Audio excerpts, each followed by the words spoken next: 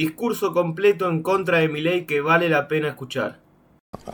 Dirigente político, presidente de Argentina Humana, que es nuestro partido dentro de Unión por la Patria, con el que tratamos de transmitir nuestras ideas en lo que llamamos el campo nacional popular, humanista, que es hoy una especie de licuado de muchas cosas con un gusto que no me termina de gustar, ¿no? Pero bueno, es lo que hay en la vereda de enfrente de alguien y de un sector que ya pasa de ser rival a ser enemigo. No lo digo en términos bélicos, ¿no? En términos por la gravedad y la virulencia con la que agreden todos los valores que nosotros consideramos nobles, ¿no? Entonces ahí ya hay un salto de cualidad. Y también te presento como precandidato a presidente 20, para buscar el tipo ansioso para, estamos en el 2025 y ya te preguntas si en el 2027... Es muy probable. Claro. ¿Es probable? Es muy probable, sí. Lo que es, vamos a decir, seguro, es que voy a ser candidato a diputado este año. Se tienen que alinear muchos planetas para que eso no pase. Y muy probablemente no dentro de Unión por la Patria. Epa. Muy probablemente. Espera, este año tengo reloj de arena, a todos les digo lo mismo, algunos se sienten intimidados por ver cómo pasa el tiempo inevitablemente. A priori, ¿qué te provoca el reloj de arena? Es una hermosa metáfora de la vida, ¿no? Para la nota en sí, nada, pero me gusta verlo. A veces tengo uno en casa, a veces lo uso. El sentido del tiempo, el sentido del propósito de una vida, que no se te vaya toda la arena sin haber hecho alguna de las cosas que soñabas de pibe y adolescente, lo trascendente tanto en la vida individual de cualquier ser humano como en la vida de alguien que tiene ideales sociales, ideales políticos, que cuando se vayan los últimos granitos de arena puedes decir, bueno, algo hice lo que pude, y esto me salió. Y aparte me parece que es cada tanto, en esta hora que tenemos, es bajar, te recuerdo que es finito. O sea, yo la sensación que tengo es que hay un alguien que me dice, te recuerdo que el tiempo es finito, Sí. que no hay un divague heroico de que es para siempre. Así que me parece que acompaña. Retomo algo que dijiste, vas a ser candidato a diputado en la provincia. En la provincia. ¿Por tu partido? Por mi partido, no sé cómo se va a terminar ordenando porque hay una dispersión conceptual. Después, a mí me gusta usar también metáforas, ¿no? Así como cuando caiga el último granito, nadie se lleva nada al otro mundo. Tengo una metáfora ahora que me gusta usar, que es, imagínate fuera un jarrón. Y ese jarrón, que era Unión por la Patria, contenía este licuado de ideas, pero que alguna sustancia tenía, por lo menos de lo que yo creo, ¿no? La justicia social, cierto nacionalismo económico. Y algunos dirigentes agarraron el jarrón, lo tiraron al suelo y lo rompieron todo. Y por ahí, una semana antes de las elecciones, viene alguno de estos genios de la política y pone la gotita en el jarrón. Y me trae un jarrón a mí y a vos y a un montón de gente y le dicen, miren qué lindo jarrón. Está todo roto eso. Entonces, si algo ya está todo roto, por ahí lo que hay que pensar es en hacer un jarrón, como dice el Evangelio, el vino nuevo no hay que ponerlo en odres viejos. Y yo quiero vino nuevo, no un vino nuevo que crea que inventó la rueda, porque la República Argentina tiene muchos años y tenemos nuestra identidad, nuestra historia. Yo no me creo inventor de nada, ni creo que mis compañeros más jóvenes como, no sé, Ofelia Fernández o los presidentes de los centros estudiantes que son de nuestro partido, que vengan a inventar la rueda, pero sí a traer un poco de vino nuevo.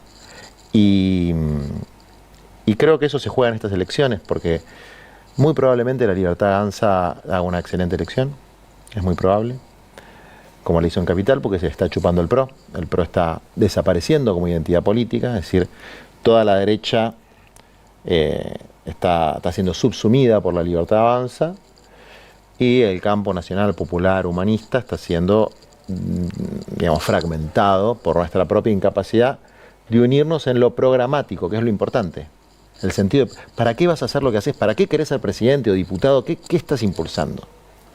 Yo tengo 4 o 5 ideas, ¿no? El tema de la tierra, el techo, el trabajo, la revolución educativa y sanitaria, que las estudiamos, que las hace trabajamos. años que venís Si agarras un tape nuestro de hace 5 años, Vas a decir muy parecido a cosas que dijiste muy ahora. parecido a cosas que A lo mejor corregidas y aumentadas, pero... sí, y mejor estudiadas, con mejores equipos. Ahora armamos la Fundación de Desarrollo Humano Integral para armar el plan, entonces tenemos 18 equipos. Hay mucha gente de la ciencia dura, ¿no? Por ejemplo, nuestra candidata a diputada en Río Negro va a ser Adriana Serkis, que fue la presidenta de la Comisión Nacional de Energía Atómica, la persona más experta tal vez en Latinoamérica, y te diría que entre los primeros 10 del mundo, en energía atómica. Vos decís, ¿qué hace con Juan Grabois y con Natalia Saracho, la cartonera? Bueno, nosotros creemos que la Argentina es una combinación de eso. De una cartonera, de una científica nuclear, del rector de una universidad, de una piba de 25 años, de alguien que viene de una tradición católica y alguien que viene de una tradición laica o judía, que esa diversidad nos da fuerza sobre la base de un programa humanista y de respeto a nuestra identidad nacional, ¿no? Déjame retomar esta imagen que me gustó, la del jarrón que contenía ese licuado heterogéneo, no sé cómo llamarlo, muy mezclado de cosas. Dijiste, hubo dirigentes que lo tiraron al suelo y lo rompieron. ¿Quién lo tiró al suelo? Tiendo a creer, en este caso, en la teoría de los entornos. Tiendo a creer en la teoría de los entornos, porque algunos entornos los conozco. Me prometí a mí mismo no usar nombres propios por un tiempo, porque la verdad que... Pero sí, en los entornos de Axel, los entornos de Cristina, por razones que ni siquiera tienen que ver con las conveniencias de sus líderes, ¿no? Sino con las propias conveniencias, mediocres, chiquitas, concejales, diputados provinciales, senadores, cosas que a mí me retuercen las tripas, como que se iba a votar la reelección indefinida de los diputados provinciales el día de las inundaciones. Y yo te decía fuera de aire que me toca atravesar una etapa de duelo, y uno de los duelos, el jueves 22, un día antes de mi cumpleaños, sí creo que fue jueves, no, el viernes, hicimos una jornada solidaria en Campana, que es uno de los lugares que más inundan, por irresponsabilidad, entre otras, de grandes empresas que taparon los humedales ahí. Pero, bueno, nadie dice nada, nosotros la denunciamos. Iba llevando colchones un compañero que se llama Claudio, desde Gleu, tipo un héroe, tipo de trabajador. Se bajó para arreglar el camión en el que venía, una camionetita, pum, lo atropellan y muere. Y del otro lado, mis propios compañeros pensando en la reelección indefinida. ¿Qué tengo que ver yo con eso? Entonces, ¿cuál es la indicación que le plantean los diputados, un diputado y una senadora provincial tenemos? Miren, si van a votar eso, por lo menos saquen la emergencia hídrica para Campana, negocienles, pero por cosas sociales, como hicimos antes. Y bueno, eso que está roto no solamente de manera humana, que está muy roto, está roto como concepción. Pero vos dijiste algo del PRO que yo comparto. Yo soy todavía, no creo que la Libertad Avanza subsuma al PRO. Yo creo que la Libertad Avanza deglutió en el más brutal sentido de la palabra. El PRO, me parece que el PRO fue frente a esto, ¿no? Para mí también. Mi pregunta es, ¿Unión por la Patria fue? Yo creo que tiene que... lo que fue históricamente el Movimiento Nacional Popular.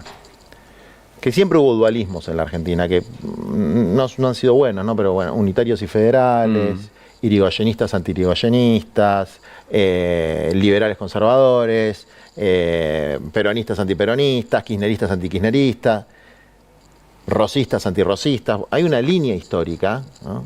Que la puede rastrear tal vez hasta la Revolución de Mayo, en las diferencias que había dentro del propio triunvirato. Y yo soy parte de una de esas líneas históricas, que es la nacional popular, humanista, con fuerte influencia católica, no de la liberal ilustrada, que muchas veces terminó siendo lo contrario a lo que decía ser, porque este gobierno de alberdiano no tiene nada. O sea, con Alberdi no tiene absolutamente nada que ver, con el republicanismo no tiene nada que ver, pero no me gusta que ese campo político que es necesario, es parte de la identidad argentina, esté convertido básicamente en una bolsa de trabajo para la política. Pero vuelvo, ¿Unión por la Patria fue? Así como está, sí. Así como está, sí. Puede cambiar, puede mejorar. Por eso nosotros vamos a presentar una alternativa en las elecciones. Como no hay paso, probablemente haya una gran fragmentación del voto. Es decir, no es que nosotros vamos a ir por afuera. Va a haber varias listas del panperonismo del campo nacional y popular. Y es un buen momento porque no se discute quién es el presidente. Vos sabés, yo fui a la interna contra Massa. Massa no me gusta nada, digamos, es la antítesis de lo que yo creo que hay que construir en este campo. Massa es la antítesis de lo que hay que construir. Es mi antítesis dentro de Unión por la Patria, si se quiere. Pertenece a un grupo político empresario y es un ventajero de la política. Por eso Macri le puso un muy buen apodo, Ventajita, ¿no? Veleta, pasa a decir que hay que meter preso a los de la Cámpora, ir a Davos con Macri, a hacer 5 actos con Cristina en las PASO para ver si podía rasguñar votos de ahí.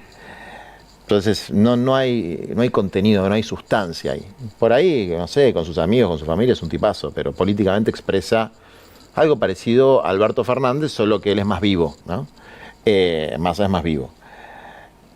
Entonces, lo que se disputa es hegemonía. Juro que no es chicana. Sí.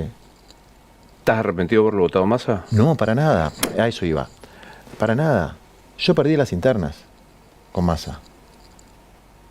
Pero después de las internas había 3 candidatos. Bullrich, Milei y Massa.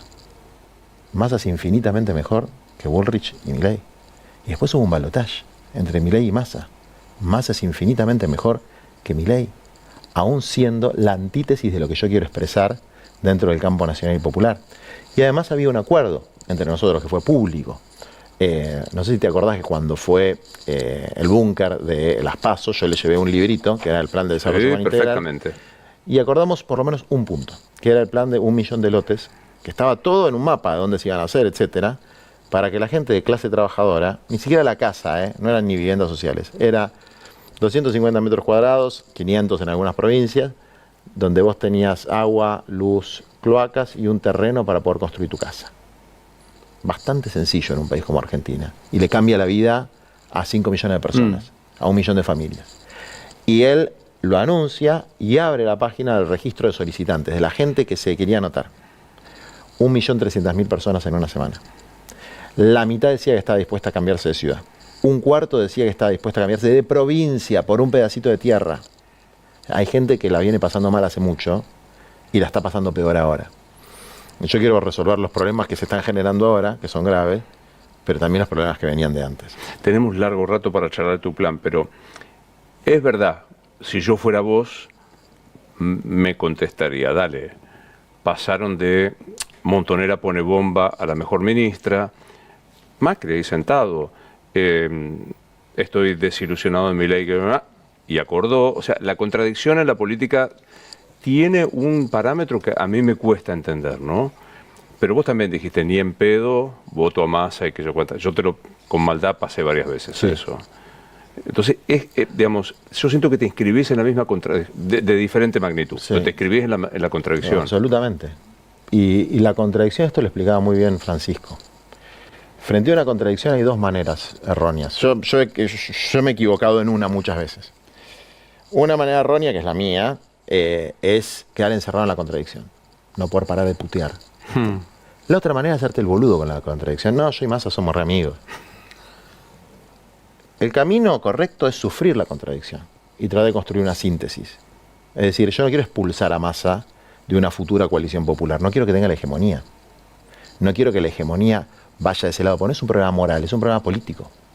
Después hay temas morales, pero la política es crear las mejores condiciones para que los seres humanos puedan buscar la felicidad. Esa es la concepción aristotélica. Las mejores, no la óptima. No, es imposible. No, la purita. Mira, el Ministerio de la Felicidad que querían hacer en Venezuela y no existe. No se puede decretar la felicidad. Es bueno, pero muy, muy interesante lo que decís de Francisco. 2 errores. O me hago el boludo, o no paro de darme de rosca por la contradicción, o trato de sintetizar. Bueno, entonces, hay que tratar de sintetizar. Entonces, cuando ese tape que vos pasás, si vos lo pasás entero, yo lo que planteo es no vamos a dejar que nos impongan ese candidato al que adjetivo de manera muy agresiva, que cambiando el tono, cambiando la forma no cambio el contenido, pero no decía que no lo iba, o sea, lo que yo estaba planteando es que nos den internas. Primero, yo estaba militando la candidatura de Guado en ese momento. Se cae lo de Guado el mismo día que lo anuncian, y yo ahí le planteo a todos los dirigentes de Unión por la Patria, bueno, tienen que tomar una decisión, o me dan las PASO, o yo voy por afuera. Porque yo planteé esto y voy a ser consecuente con lo que planteé. Entonces yo competí contra Massa. Perdiste. No me hice el boludo, competí. Y cuando vas a hacer una coalición, el que gana, gana, y el que pierde, acompaña. Entonces, obviamente, como yo no soy neutral en una contienda entre Milei y Massa, no solamente lo voté, lo milité. Con la teoría del mal menor, que es una teoría válida. Lo que pasa es que no puede ser permanente. O no puede estar permanentemente planteando el mal menor. Pero es una teoría válida, desde luego, desde el más elemental sentido común. Frente a dos males, elegir el mal menor. Y para mí, Milei y Massa eran dos males. Pero Milei era un mal muy superior al mal de Massa. Dijiste algo que es muy interesante y que comparto. En estas dos líneas, grosso modo, de la historia argentina. Los nacionales y populares y los liberales ilustrados. Que de ilustrados poco, porque yo siempre digo, che, lean entero Alberdi. Ah, sí. Ojalá, digo, Ahora, lean entero lo que cree Alberdi del Estado, de la importancia del Estado como regulador de las diferencias. Está escrito, o sea, nosotros tuvimos la oportunidad de pasar por la Facultad de Derecho y nosotros leíamos en serio a Alberdi. Y fracasaron. Ahora, ¿se puede decir que los que estaban en el campo de lo nacional y popular también fracasaron bajo la bandera de lo nacional y popular? a ver, creo que en el conjunto de lo que es una nación, que es la unidad de destino, hay un fracaso. Sí. Creo que en lo nacional popular, en los dos grandes periodos que fueron de por lo menos el siglo XX, tres grandes periodos: el irigoyenismo, el radicalismo, el peronismo y el kirchnerismo, hubo avances sociales y culturales. Y hubo cosas malas también, pero hubo avances sociales y culturales. Culturalmente, por ejemplo, el matrimonio igualitario. Es un avance, es indiscutible. Económicamente, yo milité socialmente, no políticamente, socialmente, contra un montón de situaciones del kirchnerismo. Digamos, por ejemplo, la falta de urbanización de los barrios. Nuestra consigna era "somos lo que falta", en representación de los trabajadores informales. Con Bergoglio hablamos del escándalo de la pobreza. Hablamos de una sociedad con esclavos y excluidos por los talleres clandestinos, etc. Pero según la UCA, Cristina se fue con 26%, 27% de pobreza. Nunca volvimos a llegar a esa cifra. Todo fue peor. Entonces, el salario en dólares, son datos numéricos muy fuertes. Y cuando empecé yo a militar en el 2001, era una cosa desastrosa. Entonces, insisto, si uno lo toma en términos absolutos, la Argentina de 2015 era un país que andaba mal. Pero si uno lo toma en términos relativos, es decir, en cómo estaba antes, es un país que andaba bien. Entonces, yo creo que fueron momentos más felices para nuestro pueblo. Déjame que sume, digo, porque matrimonio igualitario, identidad de género, derecho de las mujeres, montones de cosas que... Te puedo hacer 200. Aparte, podríamos discutir... Asignación universal por hijo, moratoria jubilatoria, la gente se puede jubilar. Podríamos discutir un montón de régimen cosas. de empleadas domésticas. Sí, yo tengo amigos con los que se discuten. Hay un libro de Vilma Ibarra que es Cristina versus Cristina, que cuenta que Vilma, no Milei, que Cristina no estaba a favor del matrimonio. Bueno, salió. O sea, después de también dicen que la UH había sido una idea de Carrió. Es de Carrió. En realidad de Carrió. Nosotros planteamos también la asignación salió, en el 2001. qué sé yo, no pero sé. después lo que decís hay que hacerlo. Salió. O sea, Macri dijo pobreza cero y no hizo pobreza cero. Pero digo, salió. Sí. ¿En qué fecha? Mirás el calendario. Ahora, yo noto que hay algo, y lo vi el domingo con Cristina en el acto, que vi entero, vi Teresa Parodi Bella, que ella habla de 12 años y medio. Vos hablás hasta el 2015. Che, hay 4 años que ustedes también militaron, que llaman a Alberto Fernández. Bueno, del mismo modo... No me digas pandemia y la guerra a Ucrania, te lo pido. No. A ver, ambos son datos de la realidad, pero a mí no me vas a escuchar decir eso. Vos podés... A ver, a mí hay un señor que se llama Stornelli, que me denunció por sedición contra el gobierno de Alberto Fernández. Sedición. Yo era un sedicioso del gobierno de Alberto Fernández. Esto es atentar contra la estructura institucional. El delito de sedición es uno de los más graves que hay. Sí, desde luego esa causa no prosperó, en problema de Stornelli conmigo. Pero yo me siento responsable en un muy pequeño grado sobre ese gobierno. Porque primero, también fue el mal menor. Segundo, para nosotros fue terrible cuando Cristina tomó esa decisión y lo planteamos a ella. Tercero, nosotros tomamos decisión como fuerza. A mí me ofrecieron un cargo muy importante que yo rechacé. ¿Qué te ofrecieron? Me ofreció una Secretaría de Estado muy importante. Sí promovimos personas que para mí cumplieron excelentemente su tarea, rindieron cuentas. Una de ellas es alguien que fue perseguida brutalmente en nombre mío, ¿no? Para atacarla a ella y para atacarme a mí, que fue Fernanda Miño. Fernanda Miño, que es una mujer, una catequista de Villa La Cava, que empezó su tarea de funcionaria en Villa La Cava y cuando terminó volvió a Villa La Cava. Sigue viviendo exactamente en la misma villa donde vivía antes. Y fue la cabeza de un proceso extraordinario de obras públicas en los barrios populares. Muchos colegas tuyos se pasaron horas y horas hablando del famoso FISU, ¿te acordás? ¿Cómo?